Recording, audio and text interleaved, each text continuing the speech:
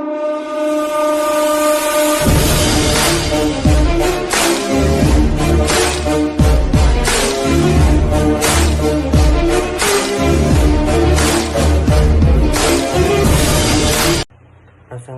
warahmatullahi wabarakatuh. Kami dari kelompok 6 dengan saya sendiri Muhammad Rafi Berkadio dan anggota kelompok saya Irmawati, Marsialia Anindya Putri, Medi Sarojani Tias, dan Risti Clarissa.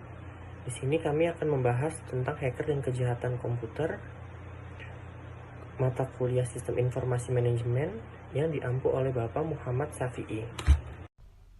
Oke teman-teman, seiring dengan perkembangan zaman, teknologi akan berkembang mengikuti dengan perkembangan zamannya.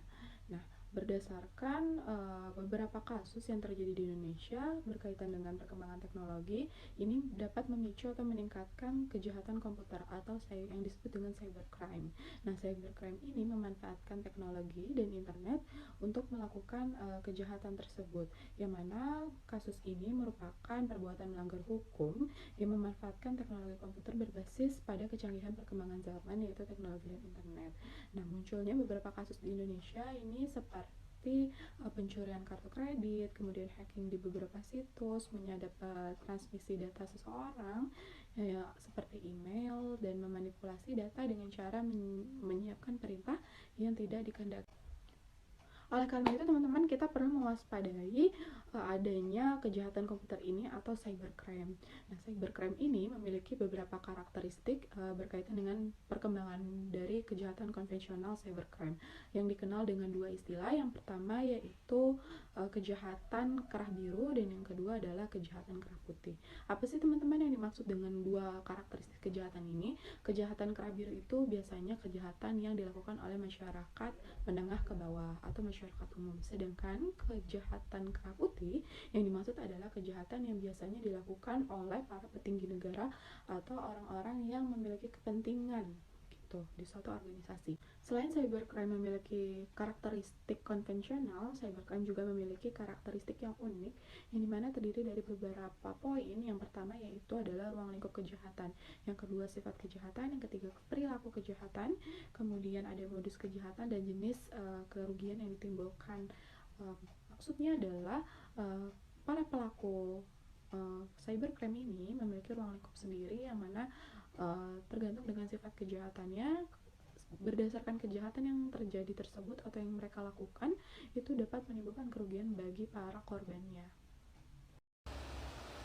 Dari beberapa karakteristik mengenai cybercrime tersebut, untuk mempermudah penanganannya, maka cybercrime ini diklasifikasikan. Yang pertama ada cyber piracy, yaitu penggunaan teknologi komputer untuk mencetak ulang software atau informasi, lalu mendistribusikan informasi atau software tersebut lewat teknologi komputer. Yang kedua ada cyber trespass, yaitu penggunaan teknologi komputer untuk meningkatkan akses pada sistem komputer suatu organisasi atau individu. Ketiga ada cyber vandalism, yaitu penggunaan teknologi komputer untuk membuat program yang mengganggu proses transmisi elektronik dan menghancurkan data di komputer. Lalu, perkiraan perkembangan cybercrime ini di masa depan dapat diperkirakan, yang mana perkembangan kejahatannya akan semakin meningkat seiring dengan perkembangan teknologi atau globalisasi di bidang teknologi informasi dan komunikasi. Di antaranya itu ada denial of service attack, yang kedua ada headset, yang ketiga ada cyber stalking.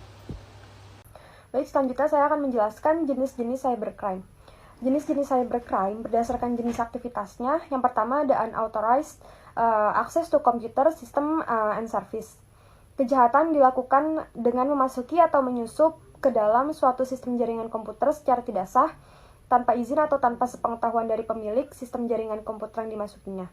Biasanya pelaku kejahatan atau hacker tersebut melakukannya dengan maksud sabotase ataupun pencurian informasi yang penting dan rahasia. Namun begitu, ada juga yang melakukan hanya karena merasa tertantang untuk mencoba keahliannya menembus suatu sistem yang memiliki tingkat proteksi yang tinggi. Kejahatan ini semakin marak dengan berkembangnya teknologi internet atau intranet. Itu ada illegal contents. Illegal contents itu merupakan kejahatan dengan memasukkan data atau informasi ke internet tentang suatu hal yang tidak benar, tidak etis, dan dianggap melanggar hukum atau mengganggu ketertiban umum. Sebagai contohnya yaitu pemuatan suatu berita bohong atau fitnah yang akan menghancurkan martabat atau harga diri pihak lain.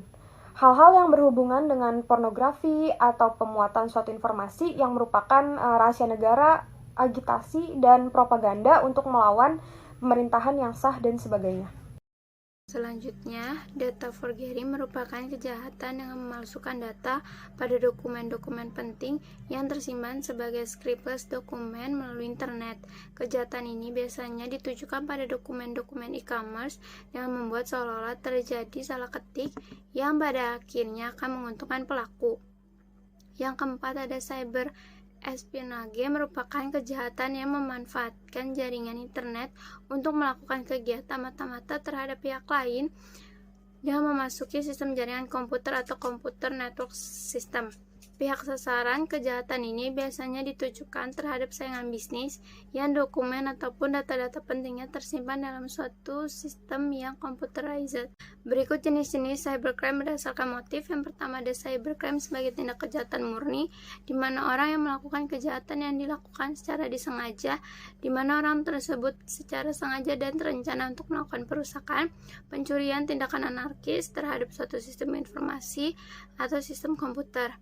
Yang kedua, cybercrime sebagai tindakan kejahatan abu-abu, di mana kejahatan ini tidak jelas antara kejahatan kriminal atau bukan karena dia melakukan pembobolan tetapi tidak merusak, mencuri atau melakukan perbuatan anarkis terhadap sistem informasi atau sistem komputer tersebut. Selain dua jenis di atas, cybercrime berdasarkan motif dibagi menjadi yang pertama ada cybercrime menyerang individu, kejahatan yang dilakukan terhadap orang lain dengan motif dendam atau iseng yang bertujuan untuk merusak nama baik, mencoba atau mempermainkan seseorang untuk mendapatkan kepuasan pribadi. Contohnya pornografi, cyberstalking, dan lainnya. Yang kedua ada cybercrime yang menyerang hak cipta atau hak milik, kejahatan yang dilakukan terhadap hasil karya seseorang dengan motif menggandakan, memasarkan, mengubah yang bertujuan untuk kepentingan pribadi atau umum ataupun demi materi atau non-materi.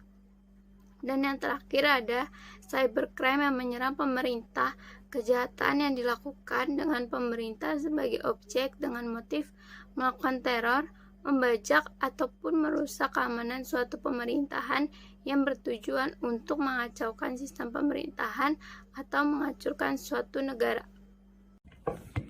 Hacker. Kemunculan hacker jika dilihat dari kacamata budaya merupakan subkultur yang memerangi tatanan kehidupan masyarakat yang sudah ada.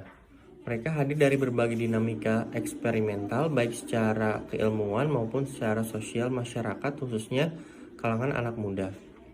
Pendefinisian tersebut paling tidak ada 3 tipe karakteristik dari hacker, yaitu white hat hacker, peretas topi putih. Peretas jenis ini sering disebut sebagai profesional keamanan atau penelitian keamanan. Peretas seperti itu dipekerjakan oleh suatu organisasi dan diizinkan untuk menyerang organisasi untuk menemukan kerentanan yang mungkin dapat dieksploitasi oleh penyerang. Black hat hacker. Peretas topi hitam dikenal juga sebagai cracker. Jenis hacker ini disebut sebagai orang jahat yang menggunakan pengetahuannya untuk tujuan negatif. Mereka sering disebut oleh media sebagai para peretas. Grey hat hacker.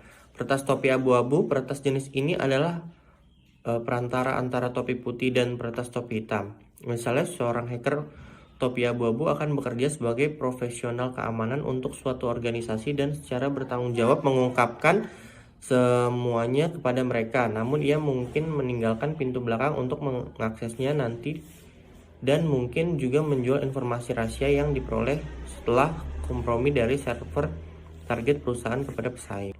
Dilihat dari definisi di atas, maka membutuhkan skill atau kemampuan yang mumpuni agar bisa menguasai perangkat lunak, dan juga kemampuan untuk melindungi diri sendiri dalam arti pergerakannya tidak bisa terlacak. Selain itu, keterampilan penting untuk menjadi peretas elit adalah paling tidak harus memahami mengenai berbagai lapisan model dan memahaminya pada lapisan bawah.